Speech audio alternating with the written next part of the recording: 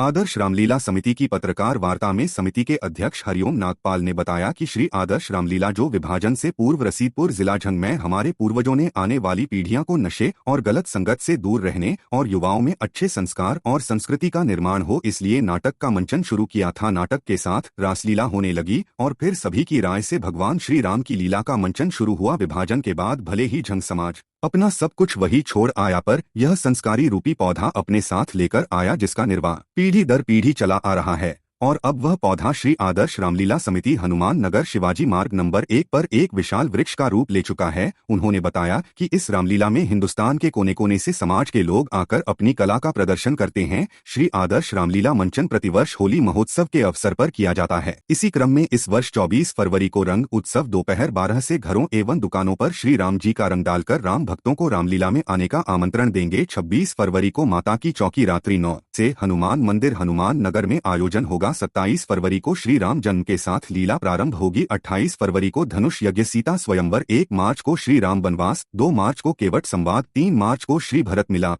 4 मार्च को रावण और मारीच के संवाद के साथ लीला को विश्राम। 5 मार्च को प्राचीन काल से चली आ रही परंपरा के अनुसार कमल मिगलानी के निवास आदर्श कॉलोनी से श्री राम दरबार के स्वरूप का चल समारोह शाम 5 बजे प्रारंभ होगा, जो हरिहर मंदिर में भक्तों को दर्शन देते हुए फालका बाजार, राम मंदिर, दौलतगंज, महाराज बाड़ा, सर्राफा बाजार, गस्त का ताजिया, पाटनकर बाजार, ऊंट पुल से शिवाजी मार्ग नंबर 1 पर स्थित रामलीला स्थल पर पहुंचेगा। मैं आपको बताने जा रहा हूँ कि अखंड भारत से चली आ रही ये हमारी रामलीला जो आज 121 साल से चली आ रही है। हम तो पैदा भी नहीं हुए थे, जितने भी यहाँ बैठे हैं मुझे नहीं मालूम कि कोई भी उस वक्त पैदा हुआ हो, क्योंकि ये सब हमारे बुजुर्गों की देन है। और जो बुजुर्गों ने अपना एक पौधा लगाया था आज आपके सामने साकार होता दिख रहा है। वहाँ जब हिंदुस्तान एक था उस वक्त रशीदपुर के पास एक जिला जंग हुआ करता था, तो जिला जंग के अंदर ये रामलीला होती थी। क्योंकि यहाँ जितने भी हनुमान नगर में और आदर्श कॉलोनी में निवासी रहते हैं, इन आदर्श कॉलोनी उन्हीं दोनों के द्वारा ये रामलीला का संचालन होता है। और उस रामलीला में सारे ही जंग निवासी हैं, नाम ही रामलीला जंग। पत्रकार वार्ता में समिति के अध्यक्ष हरिओम नागपाल, समाजसेवी भरत कथूरिया टिल्ले, पंजाबी सेवा समिति के अध्यक्ष मोहनलाल अरोड़ा, झंग बिरादरी के अध्यक्ष जगदीश अरोड़ा, बलवंत मदान, प्रमोद पाहवा, कश्मीरी लाल बत्रा, दुष्यंत साहनी, रवि बत्रा, दीपक अरोड़ा, प्रवीण नागपाल, जगन्नाथ पाहवा, विजय चचड़ा, जवाहर सचदेवा, श्याम सचदेवा, कमल मिगलानी, बलदेव खुराना, सुभाष अरोड़ा, लाजपत नागपाल, राजू अरोड़ा एवं राजू पंडित उपस्थित रहे। आइए सुनते हैं क्या कहा आयोजकों ने। ये हमारे जंग समाज का रामलीला उत्सव है और विगत 121 वर्षों से निरंतर चला आ रहा है। अविभाजित भारत के दौरान जो वर्तमान में आज पाकिस्तान है, वहाँ एक ज़िला हुआ करता था जिसका नाम था झंग। उस झंग ज़िले में हमारे पूर्वजों ने होली के उत्सव के समय, क्योंकि होली के समय लोग बाग अव्यसन में लग जाते हैं, कोई नशा करता है, कोई इधर उधर घूमता है, तो जो एक 10-15 दिन का समय रहता है, उस समय सारे युवा, सारा समाज एकजुट होकर के रामलीला का उत्सव मनाता है। हमारे यहाँ ये जो रामलीला है ये 21 तारीख से प्रारंभ हो गई है। भूमि पूजन रामलीला स्थान पे हो चुका है और सबसे विशेषता इस रामलीला की ये है कि इस रामलीला में कभी भी कोई मंडली आदि नहीं बुलाई जाती। जितने भी रामलीला के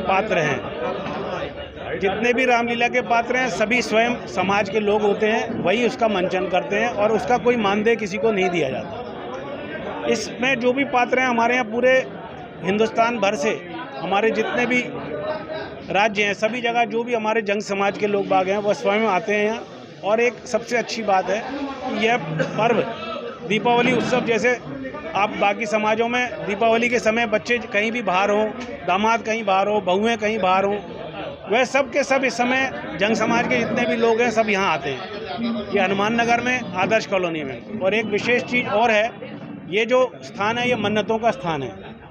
यह स्थान पे लोग बाग आकर के अपनी मन्नतें मांगते हैं कुछ लोग गुप्त मानते हैं, कुछ लिखवा करके जाते हैं, और लिखने के बाद आप स्वयं आकर के देखना उस दिन कि लोग बाग लाखों रुपए यहाँ देते हैं, जिनकी मन्नतें पूरी होती हैं वह आकर के उस मन्नत को पूरी होने के बाकायदा यहाँ पैसे लिख करके जमा कराते हैं, जो कि समाज के काम आता है। ये इसकी एक विशेष विशेषता है। और 5 तारीख को आदर्श नगर से जो है हमारी आदर्श कॉलोनी, वहाँ से सभी भगवानों के स्वरूप पूरी राम बारात के रूप में वहाँ से चल के पूरे शहर में भ्रमण करते हुए हमारी रामलीला स्थल पे आएंगे और वहाँ उनका सब पूजन होगा, लोग सभी उसके दर्शन करेंगे। 5 तारीख गुरुवार के दिन 5 मार्च। पिछले करीब 120 सालों से, पाकिस्तान के समय से जब अखंड भारत था, उस समय से ये कार्यक्रम हम लोग मनाते आ रहे हैं झंग समाज का। और ये कार्यक्रम का जो स्वरूप है, जो उसकी झांकी या राम बारात है, वो अपने निवास से ही हमारे दादाजी के समय से ये चल समारोह निकलता हुआ आ रहा है। उसके पीछे एक छोटी सी कहानी है, किसी दिन आप फुर्सत में मिलोगे तो मैं आपको बताऊंगा कि हमारे घर से ही क्यों होता है।